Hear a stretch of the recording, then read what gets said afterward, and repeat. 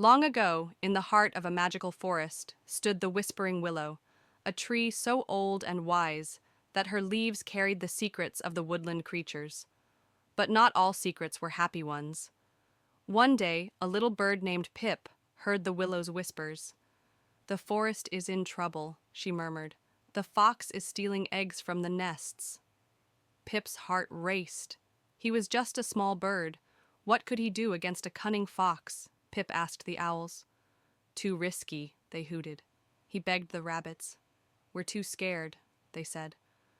Everyone was afraid, but Pip knew the forest needed someone to stand up for what was right. Under the glow of the moon, the willow whispered, "Courage isn't about size, Pip. It's about doing what's right, even when you're scared." With the willow's guidance, Pip crafted a plan. The next morning, as the fox crept toward a nest, Pip led him to the trap.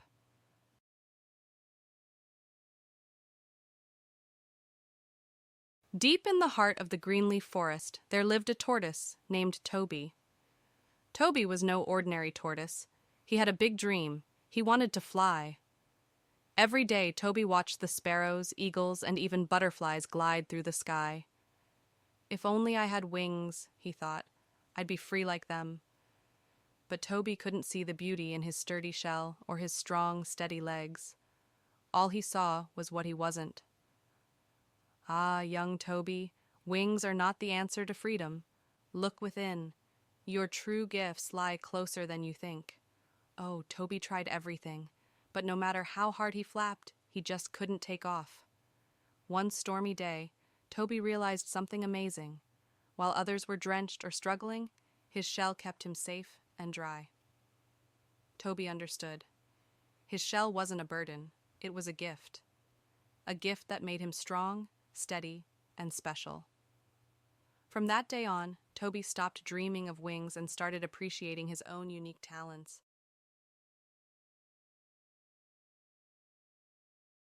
Once upon a time, in a little village nestled in the hills, there was a lantern like no other.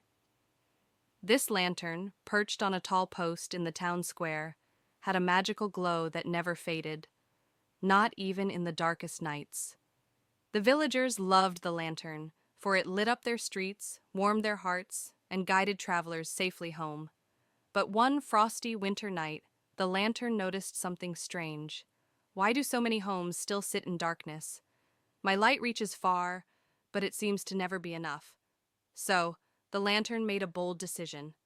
It whispered to the wind, asking it to carry tiny sparks of its light to every home. The wind obeyed, lifting pieces of the lantern's glow and gently placing them inside every window. Soon, the village was brighter than ever before. Families smiled, neighbors shared stories, and even the coldest corners of the village felt warm. My light was never meant to shine alone. It's meant to spread, to share, and to brighten every soul it touches. And so, the lantern became a...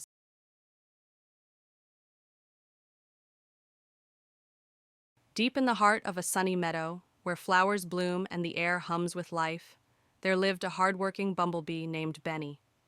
Benny wasn't just any bee, he was the busiest of them all. Every day he worked tirelessly, collecting nectar to make honey for the hive. And then there was Daisy. Daisy was beautiful, sure, but oh so lazy. She spent her days basking in the sun, refusing to bloom fully because, well, why bother? "Daisy, if you opened up your petals, I could gather nectar, and you'd help feed the hive. Wouldn't that be wonderful?" "Too much effort, Benny. I'm fine, just the way I am." But soon, trouble arrived.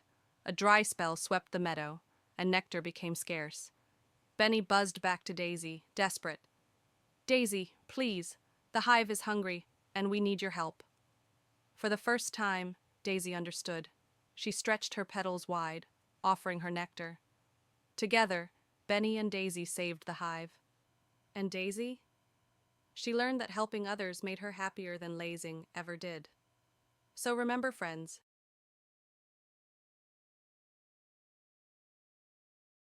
once upon a time, in the heart of the golden savannah, there lived Leo, the lion.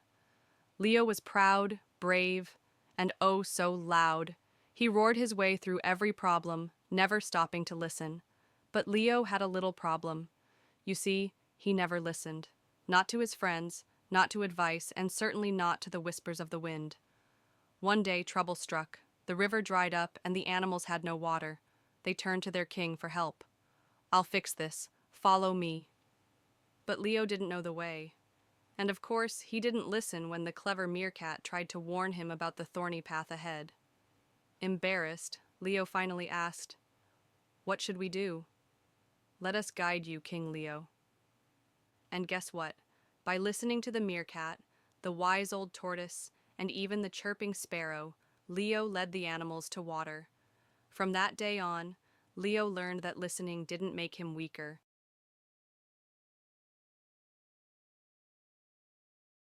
Once upon a time, in a quaint little village, there stood a tall, proud clock tower. Its steady ticks and talks were the heartbeat of the town, guiding farmers, bakers, and schoolchildren through their day. But one morning, poof, the clock's ticks were gone. The gears still spun, and the hands still moved, but there wasn't a single sound. The villagers panicked. Without the comforting rhythm of the clock, they felt lost. What happened to the ticks? Inside the tower lived Timmy, a tiny clock sprite with the important job of keeping the ticks ticking. But Timmy was tired. "Why do I have to tick all the time?" he grumbled.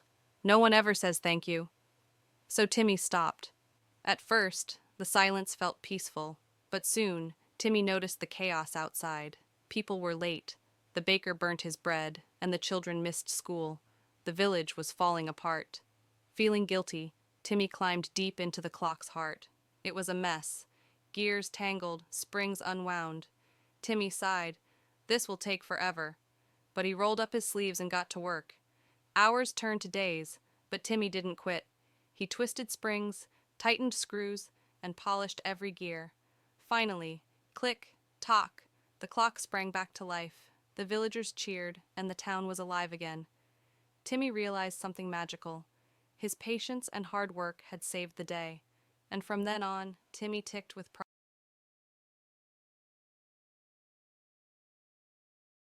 Once upon a time, in a sky not so far away, there was a lonely little rainbow. It stretched across the sky with only two colors, red and blue. The rest of the colors had mysteriously disappeared. The rainbow sighed. "How can I bring joy to the world with only two colors?" "Dear meadow, where have the other colors gone?" The wise meadow chuckled and said, "You must ask them to return. Each color has its own special gift, and you must remind them how important they are." First, it found yellow playing with the sunshine. "Yellow, your brightness makes the world happy. Will you join me?" Yellow beamed and agreed. One by one, the rainbow convinced the colors. Green brought life, orange shared warmth, and purple whispered magic. Together, they created a masterpiece. And so, the rainbow learned that every color, no matter how big or small, brought something special.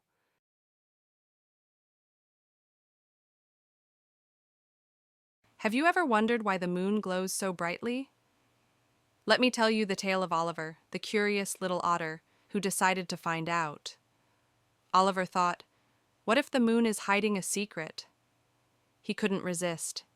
He swam all night, chasing the moon's reflection. "Wait for me, moon," he squeaked, splashing through the river. Oliver climbed and climbed, convinced he was getting closer. But oh no, he slipped and tumbled back into the river. Splash! As he drifted, he realized something. The moon wasn't running from him. It was always right there, shining for everyone. Maybe, he thought, the moon's secret is simply sharing its light with the world. Oliver's curiosity taught him an important lesson.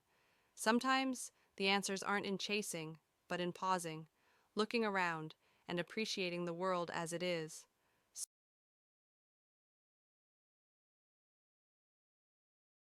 Once upon a time, in a kingdom where stars danced like fireflies, there lived a dragon named Ember.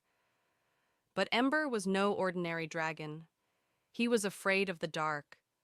Every night, while other dragons soared under the moonlight, Ember stayed in his cozy cave, lighting every corner with his fiery breath. "The dark is full of dangers," he whispered to himself. What if something's hiding out there? But deep inside, Ember dreamed of adventure, of exploring the forests, the mountains, and the starry skies he could only see from afar. Ember, the dark isn't something to fear, it's where the most magical things happen. Will you let me show you? With trembling wings, Ember followed Luna into the forest. At first, the shadows made his heart race, but soon he began to notice the beauty around him. Luna's voice echoed, "The dark isn't scary, it's just another side of the light." From that night on, Ember learned that facing your fears can unlock a world of wonder.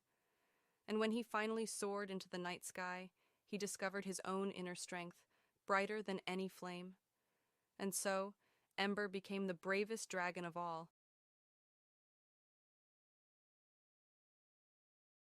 Once upon a time, on the banks of a sparkling river, there lived a tiny pebble named Pip. Pip wasn't like the other pebbles, content to sit quietly and watch the world go by. No, Pip had a dream, a big, extraordinary dream. Every night, Pip would stare at the stars, wishing, if only I could shine as brightly as they do. But the bigger stones would laugh. A pebble? Shine like a star? Stay in your place, Pip. They'd mock. Why do you look so down, little one? The turtle asked. Pip shared their dream. The turtle chuckled kindly. If you want to reach the stars, you must first believe you can. Shine where you are, and you'll see what happens. Pip took the turtle's advice and began to reflect every bit of light they could. And then, one magical night, a child walking by picked Pip up and placed them in a telescope aimed at the sky. Pip's light now mingled with the stars, sparkling brighter than ever. Pip had done it.